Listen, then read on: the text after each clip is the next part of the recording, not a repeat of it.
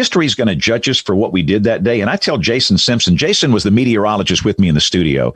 We bonded that day. If you go through a generational tornado event with another meteorologist in the same room, you will be bonded for life. History is going to judge us, the two of us, for what we did that day. And I don't even know if what we did was right or wrong. Obviously, we did something wrong because 252 people died. That's inexcusable for anybody in the weather enterprise, inexcusable for the public. These were precious people that died.